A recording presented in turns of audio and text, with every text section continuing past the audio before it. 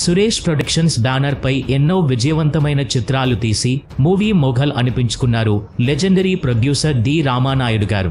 కథల ఎంపికలో, సినిమా నిర్మాణంలో ఎంత ఖచ్చితంగా ఉండేవారో ఆర్టిస్టులను, ఇతర సాంకేతిక బృందాన్ని కూడా అంతే గౌరవించేవారు.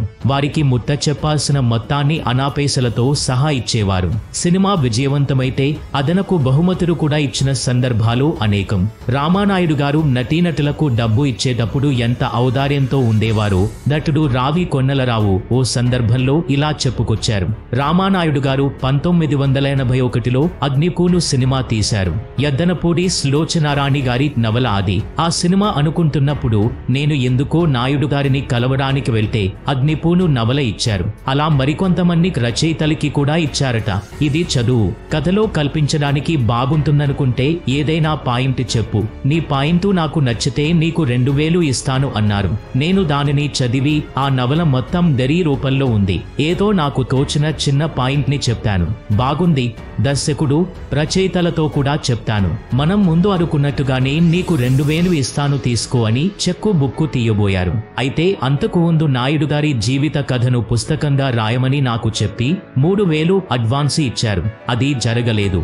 ఎందుకంటే కొన్ని గంటల పాటు ఆయనతో కూర్చుని ఇంటర్వ్యూ చేయాలి, అదంతా రికార్డ్ చేసుకోవాలి. ఆయన ఎప్పటికప్పుడు ఇదిగో అదిగో అంటూ బాగా బిజీగా ఉన్నారు. వారానికి ఒకసారి బొంబాయి వెళ్తున్నారు. రోజుకి 2 గంటలు కేటాయించండి అని అడిగినా కూడా కుదరలేదు. సరే అని వదిలేశాను. ఆ 3000 నా దగ్గర ఉన్నాయి, అందులో మినహాయించుకుందాం సార్ అన్నాను. అలా ఎందుకులే, అది అలా ఉండని చూద్దాం, ఇప్పుడిది తీసుకో అని ఇచ్చేశారు. తర్వాత ఒక సినిమాలో వేషం ఇచ్చారు. మీరిచ్చిన 3000 అలాగే ఉన్నాయి, ఈ సినిమా పారితోషికంలో కొంత ఇచ్చేసినట్టే అని అన్నాను. అప్పుడు ఆ పాతమాటే అన్నారు. నాకు తెలిసి పారితోషికం గురించి ఎవరూ రామానాయుడి గారితో మాట్లాడరు. ఆయన ఎంత ఇస్తే అది తీసుకోవడమే. అయితే ఆ పారితోషికం చూసిన వాళ్ళు అరే బాగా తక్కువ ఇచ్చారే అనుకున్న వాళ్ళు ఎవరూ లేరు. తృప్తిగానే ఉంటుంది. హైదరాబాద్ వచ్చాక మధుమాసం సినిమాలో నాయుడు గారు నాకు వేషం ఇచ్చారు. వేషం అయిపోయి డబ్బింగ్ చెప్పేసిన తర్వాత చెక్కు పంపించారు. తృప్తిగానే ఉంది. నిర్మాతగా నాయుడు గారి వ్యవహారాలు అలా ఉంటాయి అని రామానాయుడితో తనకున్న అనుబంధాన్ని గుర్తు చేసుకున్నారు రావి కొన్నలరావు.